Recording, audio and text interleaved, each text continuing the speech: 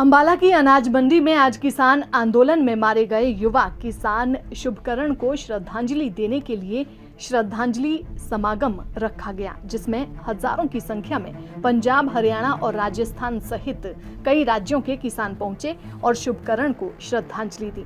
इस मौके पर किसान सरकार पर जमकर बरसे। इस समागम में महिलाओं ने भी बढ़ चढ़कर हिस्सा लिया। समागम में एसकेएम के अध्यक्ष सरवन सिंह पंधेर और जगदीश सिंह डलेवाल मुख्य रूप से पहुंचे। हरियाणा, पंजाब सहित आज कई राज्यों के किसानों ने अंबाला में युवा किसान शुभकरण को श्रद्धांजलि दी। समागम में पहुंचे एसकेएम गैर राजनीति के अध्यक्ष सरवन सिंह पंधेर ने कहा कि मोहड़ा मंडी अंबाला में महापंचायत में शहीद शुभकरण को श्रद्धांजलि दी जा रही है। उन्होंने कहा कि सरकार ने उनकी मांगें नहीं मानी। आंदोलन के दौरान लगभग 70,000 फोर्स दहशत फैलाने के लिए लगाई गई, उसके बावजूद भी इतनी संख्या में किसान आज यहां पर पहुंचे हैं। उन्होंने कहा कि ये आंदोलन तब तक जारी रहेगा जब तक उनकी मांगें नहीं मानी जाती। मोहड़ा मंडी अंबाला में ये बड़ी जो हमारी महापंचायत शहीद शुभकरण जी का शहीदी समागम हो रहा है। जो सरकार ये दावा करती थी कि ये आंदोलन अकेला पंजाब का आंदोलन है, जो हमने पहले एक और भी शहीदी समागम प्याओ माजरा में किया, ये दूसरा बड़ा हमारा शहीदी समागम है। और आज का जो यहाँ मोहड़ा मंडी का लोगों का जो जनसमूह उमड़ा है, ये इनके बावजूद भी पूरी दहशत फैलाई गई। हरियाणा में जिस तरह से 70,000 अर्ध सैनिक फोर्स लगाए गए, जिस तरह ने पुलिस ने कार्रवाई की, पिछले दिनी नवदीप वाटर कैनन वाले को गिरफ्तार किया गया। इतनी दहशत के बावजूद लोग बड़ी तादाद में आए हैं और सरकार का ये केंद्र सरकार का मोदी जी का भ्रम तोड़ दिया लोगों ने भी अकेला पंजाब का आंदोलन नहीं है, ये पूरे देश का आंदोलन है और ये देश के किसान मजदूर के हित में लड़ा जा रहा है और ये हमारा लोकतांत्रिक अधिकार है। आज भी हमारी मांग स्टैंड करती है कि हमें दिल्ली जाके पीसफुली ढंग से आंदोलन करने का अधिकार दिया जाए, जो हमारा मौलिक अधिकार है। तो दूसरा जो हमने मांग रखी है कि हमें एमएसपी गारंटी कानून बना के दिया जाए, सभी फसलों के दाम तय किए जाएं, C250 के अनुसार फसलों के दाम दिए जाएं, किसान मजदूर का कर्ज खत्म किया जाए, लखीमपुर खीरी का और अब खनौरी गोलीकांड का हमें इंसाफ मिलना चाहिए। ये मांगे हमारी बिल्कुल वाजिब जायज़ हैं। स्वयं प्रधानमंत्री जी ये बातें 2014 से पहले करते रहे हैं और उनका ये वादा है स्वयं का कि हम C250 के अनुसार फसलों के दाम करेंगे। उन्होंने जब 14 से पहले ये कहा था कि जब हमारी पहली कैबिनेट मीटिंग होगी तो हम किसान का कर्ज खत्म कर देंगे।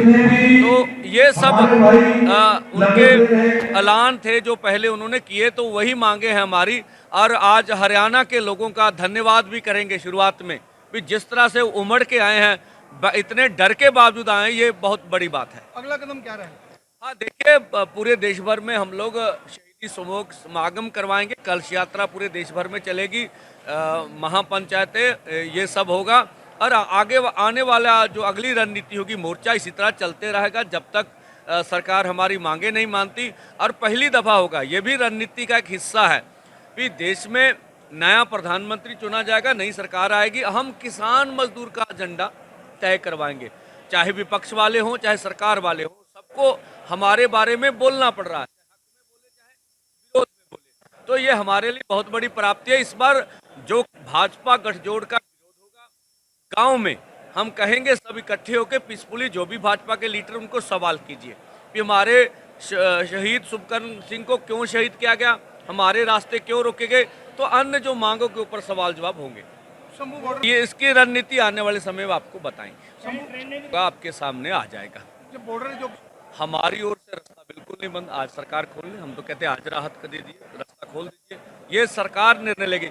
इस मौके पर अन्य किसान नेताओं ने क्या कुछ कहा वो भी सुनिए। अनाज मंडी के अंदर जो सरकार, हरियाणा सरकार ने तसद्दुद किया, जिसके अंदर हमारे आंदोलन के अंदर 22 वर्षीय शुभकरण को शहीद किया गया है, उसका श्रद्धांजलि समागम आज यहाँ पर मनाया जा रहा है। उनको श्रद्धा के फूल भेंट किए जाएंगे। पूरा इलाका पूरे इलाके के लोग यहाँ पर पहुँचे हैं। सरकार ने हमारे जो हकों का हनन किया है, लोकतंत्र का हनन किया है, वो बड़ा दयनीय है। आज हम लोगों से कहेंगे कि सवाल पूछो इस सरकार से, हमारे साथियों का क्या कसूर था जो हमारे ऊपर गोलियां चलाई। ऐसी हमारी कौन सी मांगे थी? हमारी वही मांगे हैं जो 2014 में, 2019 में, 2020-21 के आंदोलन में वही डिमांडें हम रिपीट कर रहे थे।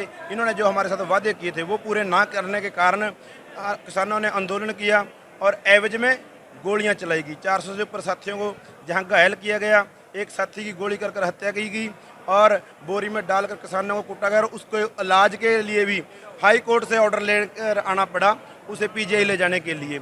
ये सब जो लोकतंत्र का हनन हुआ, मानवाधिकार का गला घोटा गया है, इसका सरकार को खामियाजा भुगतना पड़ेगा। आज यहाँ पर लोग इकट्ठा होकर मौके की सरकार से, मौके की सत्ता से सवाल पूछेंगे कि हमारे उन साथियों का दोष क्या था जो आप लोगों ने उनके ऊपर गोलियां चलाई। किस अधिकार, किस कानून, किस संविधान के मुताबिक, या उन्होंने ऐसा क्या मांगा जो आप लोगों ने उनकी मांगे तो पूरी नहीं कर सके, लेकिन उनके ऊपर इतना अत्याचार किया है। आज सब ये यहाँ पर इकट्ठा होकर अपने उस शहीद को श्रद्धा के सुमन भेंट करेंगे और सरकार से सवाल करेंगे। यात्रा यहाँ पे समाप्त होगी, आगे भी जारी रहेगी? नहीं, आज यहाँ से हमने कन्नौर तक वहाँ गुरुद्वारा श्री धन्ना जी के वहाँ पहुँचेंगे और वहाँ पर वो अपना समापन करेंगे। देखो, सवाल सबसे बड़ा तो ये है कि ये करना क्यों पड़ रहा है।